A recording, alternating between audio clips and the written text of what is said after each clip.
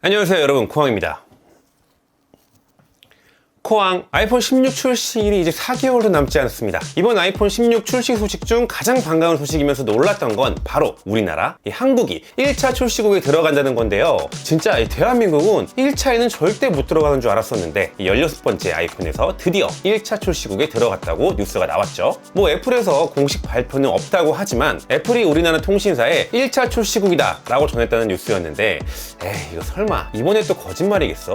모르겠어요. 그냥 내 마음속으로는 1차 출시국 확정. 이게 특별한 게 뭐냐? 일회성으로 끝날 게 아니거든요. 앞으로 한국은 큰 이변이 없는 한 계속 1차 출시국에 포함되지 않을까. 해외 직구도 금지시킨다고 하던데 진짜 반가운 소식이었습니다. 기존에 우리는 1.5차에서 2차 출시국에 포함되어서 한 10월 중순 정도 제품을 받아볼 수 있었는데 이번에는 미국과 마찬가지로 9월 초중순에 사전 예약을 진행하고 9월 말 전에 제품을 받게 됩니다. 그럼 아이폰 15와 비교해서 어떤 점이 바뀌었는지 빠르게 하나씩 짚어보겠습니다. 제일 반가운 소식부터 전해드릴게요. 바로 카메라입니다. 우선 15 프로와 프로 맥스 모두 메인 광각 렌즈는 4800만 화소로 동일하고요. 소니의 IMX803 센서를 탑재했었죠. 1.28분의 1인치 센서인데 사실 15 시리즈가 나오기 전에 이보다 한 단계 더 큰 IMX903 센서가 탑재된다는 루머가 있었어요. 하지만 결국 아이폰 15 프로와 이 프로 맥스에는 아이폰 14 프로에도 탑재됐었던 이 803 센서가 그대로 탑재되어서 좀 아쉬웠죠. 근데 이번엔 진짜인 것 같아요. 이 아이폰 16 프로 맥스에 1.14분의 1인치의 IMX903 센서를 탑재한다는 소식이 있었습니다. 여러분, 이 화소수보다 중요한 게 카메라 센서 크기거든요. 아무리 후처리 보정 기술이 좋아졌다고 해도 이 카메라 센서 크기는 무시할 수 없습니다. 센서가 크면 클수록 이 빛을 받아들이는 면적이 커지기 때문에 노이즈도 줄어들고 이 사진과 영상의 퀄리티가 올라가거든요.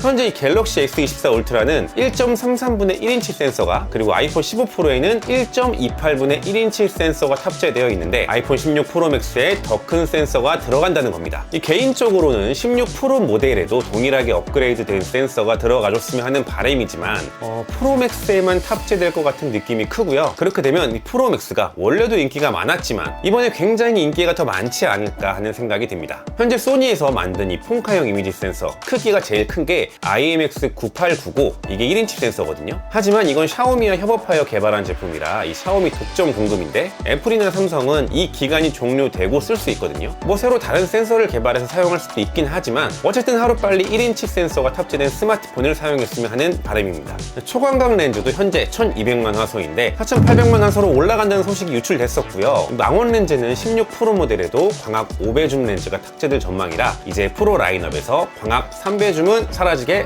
됩니다. 여기에 이 갤럭시 100배 줌처럼 디지털 줌을 더 땡길 수 있는 울트라 잔망경 줌인가 뭐 이런 기술을 적용할 거라는 소문도 있었는데요. 그건 이번 버전에서는 적용이 되지 않을 거라 생각하고요. 이 프로와 프로 맥스 모두 최대 25배 디지털 줌 그대로 갈 것으로 보입니다. 그리고 이거 아이폰 하면 막 둥둥 떠다니는 이 플레어 현상, 고스트 현상, 이거 정말 야간에 촬영하면 갤럭시와 비교해서 말도 안 되게 심할 정도로 찍기만 하면 나와서 불편했었거든요. 최근 애플에서 이 원자층 증착, ALD, 렌즈 코팅 기술을 테스트하고 있다는 소식이 나왔습니다. 쉽게 말하면 이 렌즈 빛 방사 방지 기술인데 이 현상들이 나온 이유가 이 빛이 렌즈에 반사되면서 그 반사된 게 하늘을 둥둥 떠다니면서 저희가 이제 보는 그 영상, 사진 그 결과물에 나오는 건데요. 이 기술을 적용하면 이러한 현상들이 현저하게 줄어들 것이다 예상하는데 진짜 이것까지 적용이 된다면 이번에 아이폰 16 프로 시리즈 구매해도 후회 없을 것 같습니다.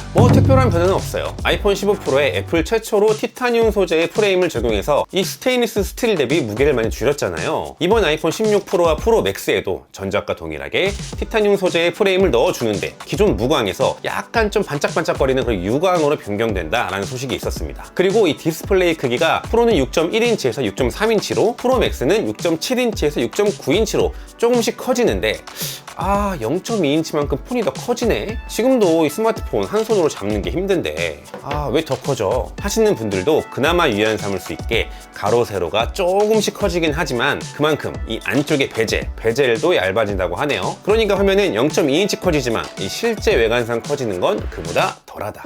반면 아이폰 16 일반과 플러스 이 디스플레이 크기는 전작과 동일한 6.1인치, 6.7인치로 이제 아이폰은 총 4가지 버전의 디스플레이 크기를 갖추게 될 것으로 보입니다. 일반과 플러스 디자인은 전작과 달라지는 건 없어요. 근데 이거 후면을 보면 카메라 위치 배열이 바뀌는데요. 기존의 대각선으로 듀얼 렌즈로 배치되어 있던 게 일렬로 수직으로 나란히 바뀌는 거죠. 이게 왜 바뀌냐면 애플 비전 프로 공간 비디오 촬영을 위해서 바뀐다고 하고요. 이 LED 플래시는 바깥으로 빠져나오게 됩니다. 그리고 또 하나, 이 15 프로에 처음 적용되었던 액션 버튼 말고 이번에 16 프로와 프로 맥스에 캡처 버튼이라고 불리는 햅틱형 버튼이 추가될 예정입니다. 눌렀을 때 구분감이 있는 이 물리형 버튼이 아니라 진동 감지로 눌리는 버튼인데 전원이 있는 측면 아래쪽에 위치하고요. 미러리스처럼 스마트폰을 가로로 잡고 셔터 버튼으로 활용한다고 하는데 살짝 누르면 AF 초점을 잡고 세게 누르면 촬영, 그리고 문질러서 좀 확대 축소를 할 수 있습니다. 근데 이게 실제로 아이폰을 잡고 카메라처럼 이렇게 들어보면 볼륨 버튼을 눌러서 촬영할 수 있고 이 화면을 눌러서 초점을 잡고 이런 게 다 가능한데 정말 몇백만 원 하는 카메라처럼 초점을 잡기보다는 화면을 눌러 잡는 게 더 정확하고 편하거든요.